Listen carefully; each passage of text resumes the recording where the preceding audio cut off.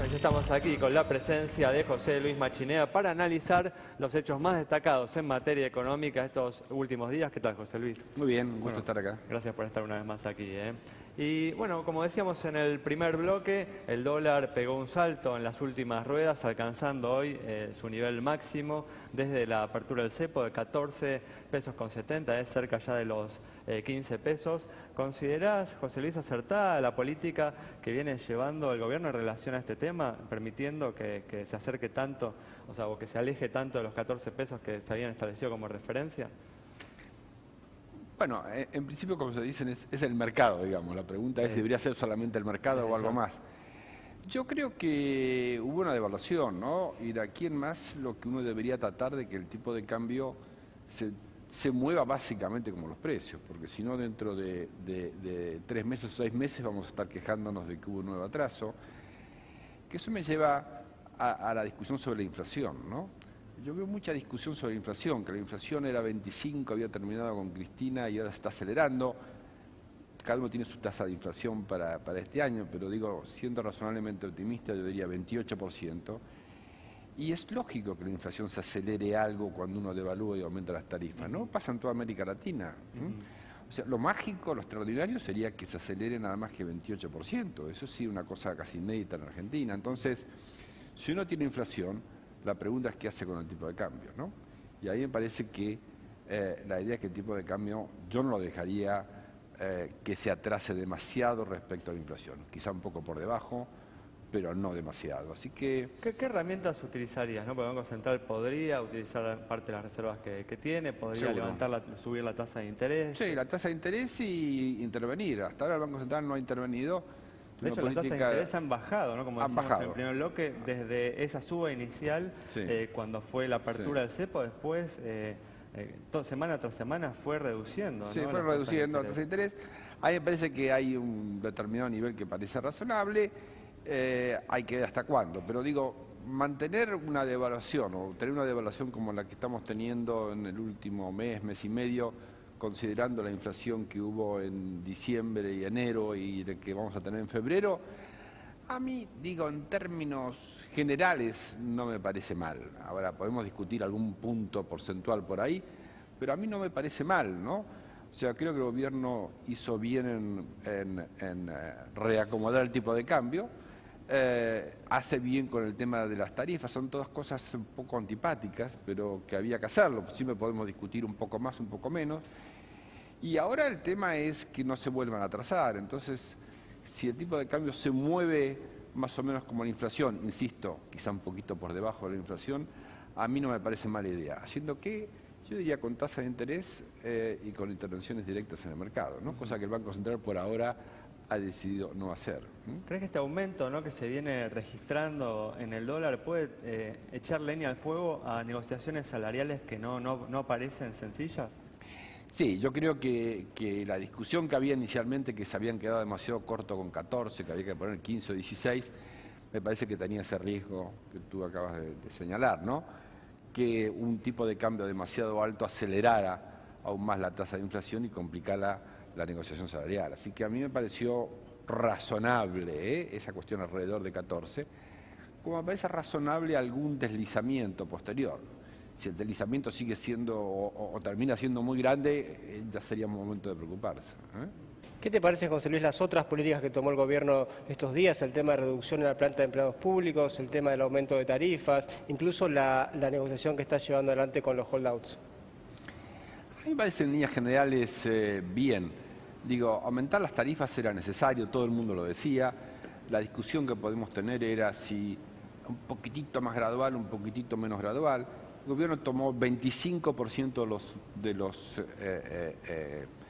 los usuarios van a tener tarifas preferenciales, digamos, tarifas sociales, lo cual parece en principio una cifra razonable.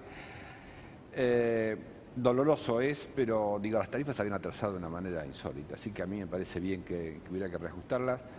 Empleados públicos, ahí están sacando gente del sector público, pero hay que tomar en cuenta la cantidad de gente que entró en los últimos 6 meses, digamos, ¿no? El abuso que hubo hasta el 9 de diciembre nombrando gente. Entonces a mí me parece bien que se evalúe digo, siempre puede haber injusticia en estos casos, ¿no? Cuando uno empieza a sacar gente, pero los últimos nombramientos y la falta de evaluación para tomar a estos empleados públicos me parece que debería ser un causal para eliminarlos de la plantilla en la actualidad.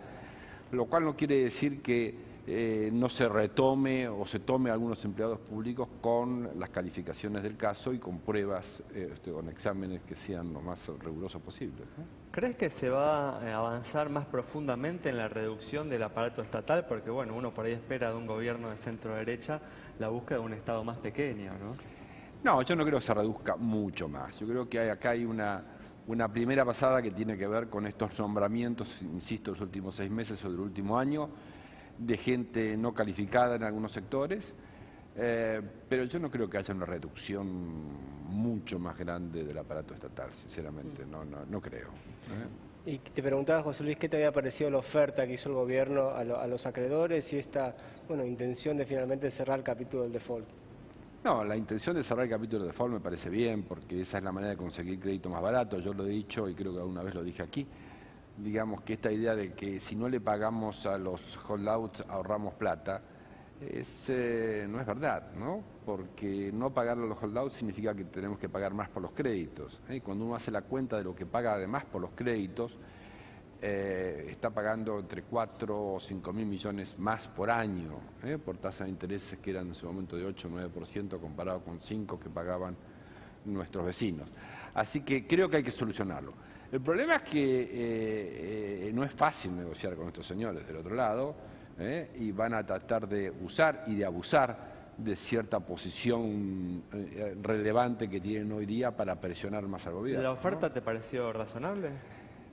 Sí, digamos, me pareció razonable. Digo, sí, porque es muy difícil decir exactamente si a uno le parece razonable, entre otras cosas porque no se sabe exactamente cuánto es el peso en algunos casos de los intereses punitorios, ¿no? Claro. En algún caso de un bono del 98 con intereses reajustables que tenía como cláusula que si Argentina aumentaba el riesgo país, aumentaba la tasa de interés, da un disparate, llega a dar tasas de interés como del 100%. Entonces, claro, uno está metiendo en una bolsa distintos papeles con distintas cláusulas, pero en principio me parece una propuesta razonable, ¿no? Sí, y me pregunto, ¿cuál es el incentivo que tienen los acreedores para aceptar una quita, ¿no? Si ellos tienen un fallo que dice que hay que pagar absolutamente todo, con los intereses actualizados, que está ratificado por la Corte Suprema de Estados Unidos, digo, ¿cuál es el incentivo para aceptar quitas? Ninguno. Sí, cobrar, y yo creo que ahí depende mucho también de la posición del juez. Yo creo que el juez y el mediador tienen alguna capacidad de presión, y tienen alguna capacidad de dar un nuevo fallo que en el margen cambie alguna cosa. O sea, ellos tienen alguna capacidad, me parece, de poner alguna presión también sobre los acreedores, creo yo. Y yo creo que la actitud del gobierno argentino de ser más dialoguista ayuda a una posición, ayuda a la posibilidad al menos de tener un fallo o una presión desde el punto de vista judicial sobre esos fondos, ¿no? En los últimos días, José Luis, también hubo un evento político que puede tener, ¿no?, una importante incidencia económica, como es la ruptura, ¿no?, del bloque del Frente para la Victoria, sí, en diputados. ¿Crees que esto puede ser favorable para la economía? Bueno, yo creo que desde el punto de vista político es el logro más importante que ha tenido el gobierno de Macri en los últimos 60 días, ¿no?, sin duda alguna. Me parece que es importante para el país.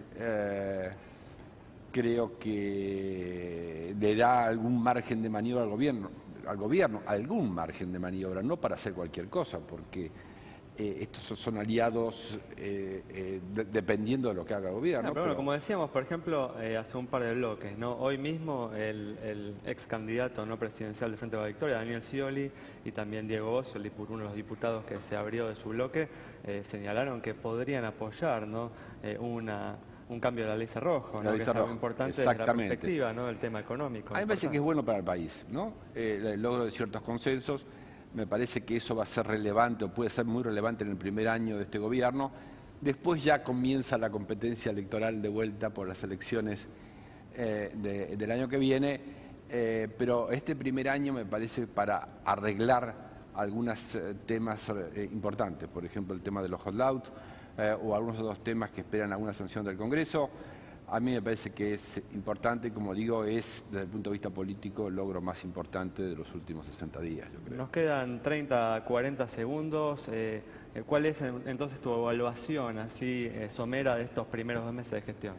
Positiva, pero eso no quiere decir que no tengamos varios temas pendientes. Acá fueron mencionados varios de ellos, el tema del tipo de cambio, el tema de la inflación, el tema fiscal, del cual hay que dar unas señales más claras a futuro, al menos de qué va a ser, terminar de arreglar el tema con los holdouts y obviamente las negociaciones salariales, que son lo que vamos a tener en los próximos 2 o 3 meses.